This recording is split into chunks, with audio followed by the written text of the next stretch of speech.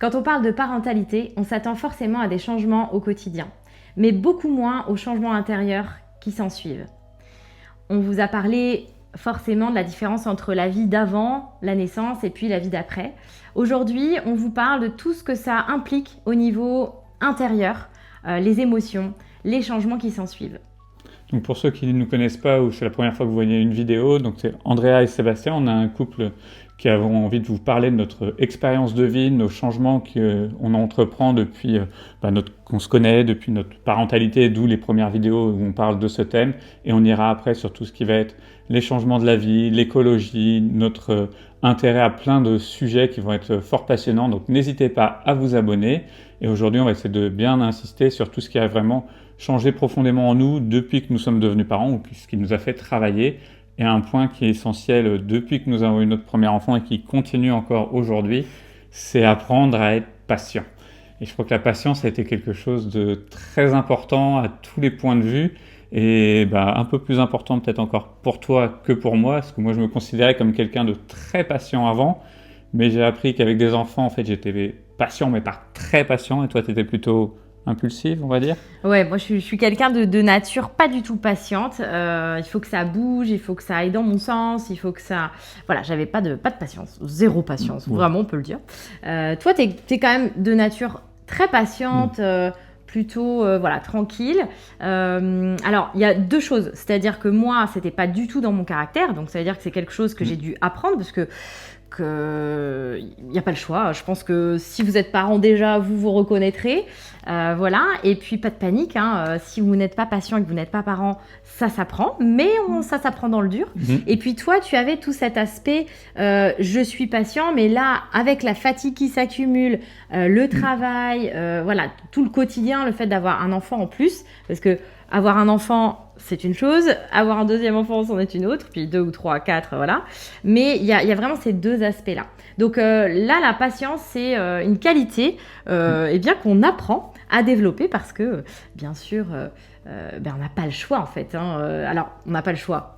Oui, parce qu'on est mis dans nos retranchements quand l'enfant fait une crise, quand l'enfant est malade, quand l'enfant apprend à faire ses lacets. On va pas lui les faire à sa place pour que ça aille plus vite. Donc c'est on n'a pas le choix si on veut bien évoluer en fait. Si vous voulez pas souffrir vous-même, vous n'avez pas le choix d'apprendre à devenir patient parce que sinon la vie elle va être trop compliquée, trop plein de contraintes, vous allez vous sentir frustré tout le temps. Donc si on apprend à devenir patient, et moi comme je disais j'étais déjà patient sur le long terme, mais la fatigue et tout ça faisait que plutôt je commençais à force à bouillonner et que je vais être patient tout le temps, puis à un moment donné, boum, explosion, ce qui n'était pas non plus très intelligent. Et ce qui nous amène un petit peu à l'autre point auquel on voulait évoquer, c'était le travail sur soi, qui va être une généralité peut-être sur plein de choses qu'on va parler, parce que c'est souvent du travail sur soi, pour pouvoir avoir une meilleure appréhension de vos enfants, de votre conjoint et de la vie en général. Il va falloir apprendre un peu à travailler sur soi, et je trouve que le fait d'être parent, vous oblige. Moi, avant, c'est quelque chose que je n'avais pas fait, qui m'intéressait même pas. Et quand vous devenez parent, vous n'avez pas le choix, parce que comme vous voulez le bonheur de quelqu'un d'autre, vous vous rendez compte que pour le bonheur de l'autre, il va falloir que vous soyez un peu heureux vous aussi, que vous appreniez plein de choses pour pouvoir avancer.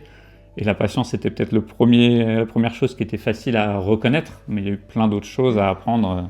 Oui, alors le travail sur vous-même, en fait, c'est-à-dire que les enfants, on va peut-être vous le répéter, alors c'est une phrase qu'on entend beaucoup, qui nous énerve, on en fera peut-être une vidéo, mais c'est de dire les enfants sont des éponges, voilà, donc malheureusement, c'est vrai, je vous le confirme, oui. Mais du coup, quand on est stressé, quand la maman est stressée, ou même le papa, ou voilà, on nous dit « Ah, oui, mais l'enfant, il est stressé, il est pas bien parce que c'est une éponge et que toi, t'es stressé. » Oui, on se dit « Non, mais... » Si l'enfant allait bien, moi j'irais bien. Bon, bref, on s'en sort pas. Donc, on n'a pas le choix, encore une fois. Bon, en tout cas, c'est notre avis et c'est mon expérience et ce que j'observe, c'est que plus on va travailler sur nous en tant que parents, plus ça va rayonner sur l'enfant. C'est quand même une bonne nouvelle parce que travailler sur l'enfant, c'est ou amener son enfant chez le pédopsie ou machin, dire regardez, il est pas bien. C'est bien, des fois il y a une nécessité, mais c'est surtout que finalement c'est un être indépendant de vous-même, vous n'allez pas pouvoir forcer quoi que ce soit. Par contre, le travail sur vous, c'est vous qui en êtes entièrement responsable. Donc après, il y a plein d'outils, donc bien sûr il y a le travail Voilà, avec un psychologue pour décharger un peu toutes les émotions, les frustrations qu'on peut avoir, parce que parfois, on se décharge sur le conjoint, puis lui aussi, il a son lot de conjoint, de stress ou de frustration. Donc, le fait d'avoir un lieu ressource où, alors ça peut être un psychologue, mais ça peut être autre chose, ça peut être un thérapeute, ça peut être plein de gens aussi, voilà, c'est ça.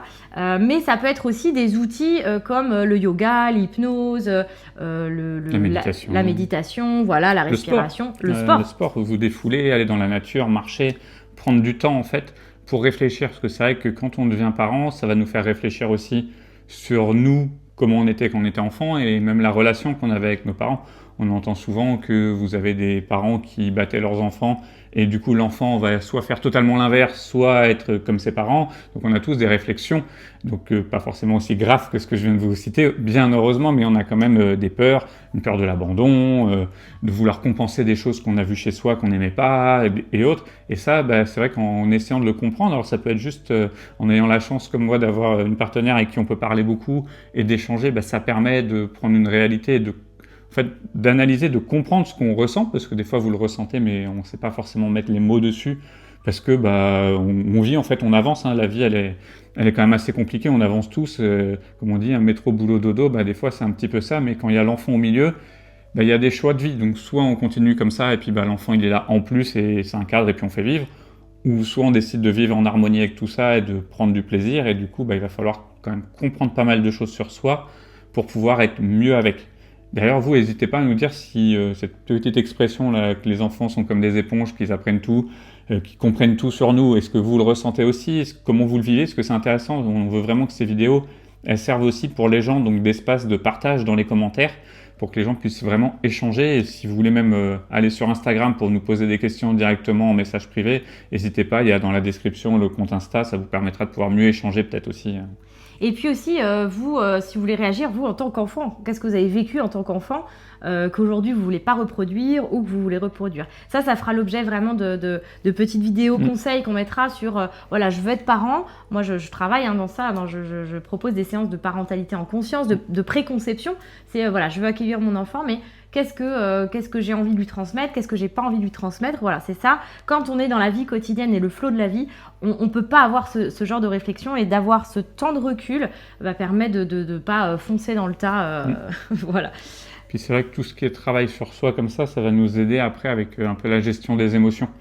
Parce que quand vous vous retrouvez face à un enfant en colère, face à un enfant triste, et toutes ces émotions qui sont compliquées, que des fois on n'arrive même pas vraiment à nommer, puisqu'on n'y est pas confronté, on ne sait pas notre quotidien. C'est vrai qu'en tant qu'adulte, des fois, et puis avec moi j'ai plus de 40 ans, dans la façon où on est éduqué, j'ai une famille où on ne parlait pas forcément d'émotions, tout ça, donc on vit. Puis en fait, selon comment on a envie d'élever ses enfants, moi j'avais envie d'être très proche de mes enfants, d'échanger beaucoup avec, on se retrouve confronté à des émotions qui sont très fortes, parce que les enfants ils n'ont pas de filtre, contrairement à nous en tant qu'adultes. Donc pour comprendre tout ça, c'est aussi un travail sur soi et un travail plus global déjà, de savoir juste nommer les émotions. Toi, tu étais plus doué que moi là-dedans. Alors moi, je venais d'une famille où on exprimait beaucoup les émotions, ça criait, ça pleurait, enfin voilà, donc ça c'était chouette. Mais je sais qu'avec ma première fille, je me suis beaucoup intéressée à la parentalité positive, notamment à une autrice et puis psychologue qui s'appelle Isabelle Fioza, qui m'a beaucoup aidée à nommer les émotions. Voilà, ça c'est un outil qu'on peut faire, c'est nommer l'émotion de l'enfant. Et moi-même, en fait, pour avoir le recul et pas partir dans la colère, en fait, parce que finalement une émotion c'est très contagieux, c'est contagieux, le stress est contagieux, la colère est contagieuse, etc. Et bien de nommer ma propre émotion en tant que parent, j'apprenais à ma fille aussi à nommer sa propre émotion. Donc ça a été vraiment aussi un chouette apprentissage à deux. Alors je sais qu'il y a une citation que je cite beaucoup, c'est les enfants sont des maîtres spirituels. Quand je l'ai entendu la première fois, ça m'a un petit peu, je me suis dit oui bon, quand même, on est parents, c'est nous les parents. Et en fait c'est vrai que c'est très vrai, parce que en apprenant à nos enfants, en fait vos enfants ils apprendront par mimétisme. Ils apprendront par mimétisme. Ça veut dire que vous aurez beau leur dire ça faut pas le faire, ça faut le faire, mais si vous faites pas ce que vous dites, ça marchera pas. On le voit bien d'ailleurs dans les crises de colère. Quand votre enfant il se met à hurler, nous on a une fille qui arrive à bien crier, qui a une bonne voix, qui porte bien. Si on est énervé, qu'on est en colère et qu'on n'arrive pas à nous-mêmes à se maîtriser, se rendre compte qu'on est en colère, on va crier aussi. Bah, ça va juste mener à que ça va crier très fort, il n'y a pas de souci, puis chacun va partir dans son coin où on va s'expliquer, mais ça va crier. Alors que si on arrive à lui parler calmement avec une voix douce, elle va baisser d'un ton, elle va pouvoir communiquer, on va pouvoir juste communiquer et lui dire ah, t'es en colère, nous aussi ce que tu viens de faire ça nous a mis en colère, maintenant il faut qu'on trouve une solution et qu'on avance. Et ça c'est vrai que ces petites astuces, c'est pas toujours facile, c'est facile à vous le dire face à la caméra, mais à le faire au quotidien après une journée de boulot, vous avez eu que des ennuis au travail, vous êtes déjà très énervé par votre vie à vous, et qu'il y a un enfant qui fait une crise pour vous, ce que vous estimez comme rien, c'est facile de crier. Mais quand on crie pas et qu'on prend du recul, c'est là où c'est l'avantage d'être deux aussi, c'est de pouvoir prendre un peu de recul. Et des fois, quand c'est pas l'un, c'est de dire, c'est de dire, vas-y, toi, chérie, parce que, ok, t'es moins patiente que moi, mais là, moi, je vais péter un plomb. Ouais, alors soit dans le tempérament, parce que parfois, c'est lui qui est forcément plus patient que moi, mais en même temps, quand lui il pète un câble, c'est moi qui prends le relais, parce que du coup, je sens. En fait, c'est vraiment l'idée de l'équilibre aussi. Donc il y a ça, ouais, très bien. Et puis ensuite, il y a aussi donc dans la gestion des émotions, et dans la gestion en tout cas, voilà, de la vie quotidienne et de ce ressenti, il y a tout ce qui est flexibilité. C'est-à-dire que un enfant, on l'a déjà dit dans la vidéo précédente. D'ailleurs, je vous invite à la regarder si vous aimez cette vidéo. C'est que un enfant, on va devoir s'adapter à alors il y a des gens qui choisissent de ne pas s'adapter. C'est l'enfant qui s'adapte. Alors on reviendra là-dessus aussi parce que tout n'est pas vrai, mais en tout cas, il y a cette idée de suivre les rythmes de l'enfant, d'avoir une flexibilité, d'adapter son quotidien. Puis quand votre enfant, d'un coup, il est malade et que vous ne pouvez pas aller travailler, si vous êtes quelqu'un, vous n'avez aucune flexibilité. Moi, j'ai beaucoup travaillé là-dessus, justement, parce que j'étais quelqu'un qu'on appelle psychorigide, voilà, très carré, il fallait que tout se passe de la manière dont j'avais décidé. Et donc, cette adaptation continuelle, journalière presque, voilà. Et puis, alors, au début, le rythme, un bébé n'a pas de rythme, en fait. Il va avoir des phases d'éveil, de sommeil. Et moi, je n'y connaissais rien du tout. Et ça me surprenait et ça me dérangeait parce que tout était bien calé dans notre quotidien. On aime bien les rituels, on aime bien on aime bien manger à telle heure, être dans un rythme de vie. Voilà, c'est ça. Continuel, c'est vrai que c'était notre vie, en tout cas avant. Ouais. Ça a pas mal évolué maintenant. Et donc, du coup, il y a cette idée d'avoir une capacité d'adaptation. Donc, ça rend adaptable. Et tant qu'on lutte contre ça, c'est-à-dire, tant qu'on ne veut pas être dans la flexibilité, tant qu'on lutte contre ça, ça va être compliqué. Parce que l'enfant, en fait, il a des besoins qu'on a besoin de nourrir en tant que parent. Et ça a été une très, très grande source d'apprentissage pour moi et pour toi aussi. Oui, parce que moi, je suis plus flexible, plus cool et plus dans le laisser aller, dans le laisser vivre sur plein de choses. Mais j'ai besoin quand même de choses qui rassurent. En fait, on a tous besoin de choses qui nous rassurent, chacun à des niveaux. Moi, c'était dans le fait d'avoir cadré certaines habitudes, regarder tel truc à la télé à telle heure, manger à telle heure. On va prendre l'exemple très bête, c'était pas notre cas, mais ça pourrait être aller manger le poulet frites chez les parents tous les dimanches. On a tous des rituels comme ça qui sont importants et qui nous aident à vivre. Et de devoir tout réadapter parce que votre enfant chamboule tout, c'est pas toujours facile. En plus, des fois, ça peut être un qui s'adapte par l'autre ou autre. Donc, il faut en plus garder son couple parce qu'avoir un enfant, c'est super. Mais est-ce qu'on peut continuer à être à deux pour avoir un enfant? Je pense que c'est encore mieux. Donc, de ne pas se prendre la tête et de pouvoir échanger, c'est principal. Puis en plus, après, il y a tous les changements et tout ce qu'on croit acquis qui rechange. C'est-à-dire qu'on va s'habituer, on va changer des choses. Par exemple, avec un enfant, vous allez vous rendre compte qu'en faisant cette méthode-là, de le mettre à telle heure à table, il mange mieux, qu'il est plus calme parce que c'est l'heure-là. Ça va durer 1 semaine, 2 semaines, 3 semaines. 3 mois, 6 mois, et puis d'un coup... Puis d'un coup, vous le mettez à la même heure à table, il veut pas manger, il est énervé, vous comprenez pas, et puis ça a changé, il faut qu'il mange 1 heure après, 1 heure avant. Voilà, c'est un exemple, mais c'est ça, il faut s'adapter en permanence à comment vit l'enfant. Alors certes, il faut pas tomber dans ce qu'on appelle l'enfant roi, qu'on entend partout, et que tout doit tourner toujours autour de l'enfant. Mais nous, en tout cas, et je pense qu'on en parlera souvent, on a quand même décidé de faire un enfant, on a décidé de faire des enfants, et donc on veut vivre aussi, pas pour eux, mais on a décidé qu'ils viennent sur cette planète pour être avec nous, donc on veut faire des choses pour qu'ils soient bien et autres. Donc on s'adapte quand même à eux dans une certaine façon, Mais voilà, mais sans se renier. Mais voilà, C'est ça, et c'est cet toute équilibre. la difficulté de la parentalité. Aujourd'hui, je pense qu'il y a beaucoup de gens qui s'en rendent compte, puisque la parentalité positive, on a beaucoup, voilà, on a mis beaucoup la parentalité positive en avant. Moi-même, j'ai beaucoup mis ça en place. Et à un moment donné, je me suis dit, mais en fait, c'est pas possible. Il y a des limites à ça, en fait. Et puis, alors, je vous invite à consulter le livre Chasseurs-cueilleurs parents, qui est très intéressant, qui a été fait par une journaliste sur les peuples premiers et leur méthode d'éducation. Et là, vous allez voir que c'est pour ça que ça contrebalance ce que je vous dis. On mettra les liens des 2 livres là, dans la description, voilà. si vous voulez. Et qu'il faut trouver cet équilibre entre ce qui vous parle aussi, hein, parce qu'on veut faire, on veut faire les choses bien, mais il faut trouver aussi ce qui est possible pour nous en étant à peu près dans notre tempérament. Mais en tout cas, ce livre-là et ces tribus-là, en fait, elles amènent l'enfant aussi dans le quotidien du parent. C'est-à-dire qu'on intègre l'enfant aussi dans les tâches ménagères, etc. Donc là, bon, voilà, je vais un petit peu plus loin, mais c'est que, en gros, nous, on a tendance, dans les parents d'aujourd'hui en Occident, enfin voilà, le planning, c'est vraiment que l'enfant. Quand on fait les tâches ménagères, l'enfant, il lit, il joue, etc. On veut pas être dérangé. Mais au contraire, un enfant qui va venir être intégré dans la vie de famille, c'est un enfant qui va plus aider ensuite, qui va savoir que y a des règles, qu'il y a un respect de la famille, du lieu, le ménage, etc., etc. Voilà, bon, ça c'était un petit aparté. Oui. Après, c'est vrai que ça va changer plein d'autres choses. Là, vous avez tout ce qui va changer sur vous, ce qui va vous faire travailler. D'ailleurs, dites-nous si vous êtes déjà parent, si ça vous a fait travailler sur vous, quels sont les vrais changements que vous avez pu ressentir au fond de vous en devenant parent et ce qui ça vous a fait modifier en bien ou en pas bien, parce qu'il y a des fois des changements qu'on n'avait peut-être pas envie d'avoir selon les personnes, donc n'hésitez pas à nous dire. Puis un dernier point qu'on avait envie d'aborder dans cette vidéo, c'est le changement que ça peut engendrer aussi dans votre cercle amical autour, où on peut avoir des changements parce que vous pouvez avoir des enfants avant tout le monde, en même temps que tout le monde ou après tout le monde, ne pas du tout avoir le même style d'éducation que les autres. Nous, on était dans les derniers, nos groupes d'amis, à avoir eu des enfants. Et du coup, on passait un petit peu après tout le monde et ça a changé quand même pas mal de relations amicales, de sorties qu'on pouvait faire parce qu'on n'élevait pas forcément nos enfants comme les autres aussi. Donc ça peut des fois vous isoler ou vous rapprocher d'autres couples, il y a plein de choses.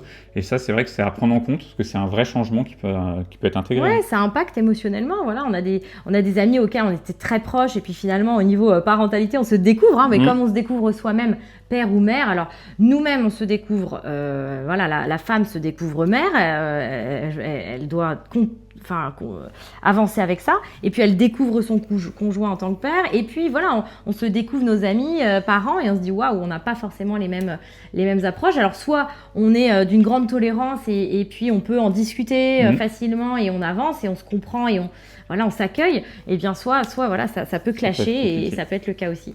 Alors il ne faut pas essayer de pas aller jusqu'au clash, mais des fois je pense qu'aussi il faut quand même être assez responsable et de se dire il faut s'entourer entre guillemets des bonnes personnes, parce que pour être heureux il ne faut pas se forcer à faire les choses. Donc des fois vous allez peut-être voir des amitiés qui vont s'étioler un petit peu, des gens que vous allez moins voir, que peut-être que vous reverrez plus tard dans d'autres occasions, d'autres façons, mais parce que le système éducatif que vous voulez, la vie de famille que vous voyez n'est pas en corrélation avec tout ce qui se passe autour. Il y en a qui adorent faire la fête, même avec les enfants, tout le temps, jusqu'à 4 heures du matin. Nous, on était plutôt à rentrer un peu plus tôt parce qu'on se disait on va être réveillé très tôt, donc ça va être compliqué. Donc il y a toute cette ambiance qu'il faut mettre et puis qu'il faut savoir juger et adapter aussi en fonction de soi pour pas... Encore une fois, se faire du mal, parce que se forcer, je pense que c'est pas bon dans la vie. Il faut pouvoir être en harmonie avec ce qu'on vit au quotidien. Et c'est ce qu'on va un peu prôner ici, puisque c'est d'essayer de vous apprendre, en tout cas nous, ce qu'on a vécu et comment on le vit. Après, vous nous direz si vous vous retrouvez là-dedans, mais... Et puis voilà, moi j'ai envie je sais pas si on termine, mais en tout cas, moi j'ai envie de vous dire, voilà, si vous avez des jeunes parents dans votre entourage, ou si vous vivez là ce qu'on vous dit avec vos amis, voilà, gardez vraiment beaucoup d'amour, de tolérance, parce que en fait, on n'est pas dans la vie de l'autre. Souvent, on se juge vraiment trop vite, et puis surtout quand on est jeune parent, on a besoin de soutien, on a besoin d'entourage. Donc justement, cette discorde relationnelle, ça peut encore plus appesantir le quotidien, ça peut encore plus isoler les familles, les mères, les parents. Donc voilà, amour, bienveillance, tolérance s'il vous plaît, et puis soyez compréhensifs. Et sur tous ces jolis mots, on va vous dire nous à la semaine prochaine pour une autre vidéo. En attendant, n'hésitez pas à vous abonner, liker la vidéo, partagez-la à tous les gens qui sont déjà parents ou qui vont peut-être le devenir, ça peut aider les gens. Et puis on peut se retrouver aussi sur les autres réseaux, vous avez tout en description, et on vous dit à la semaine prochaine. À la semaine prochaine.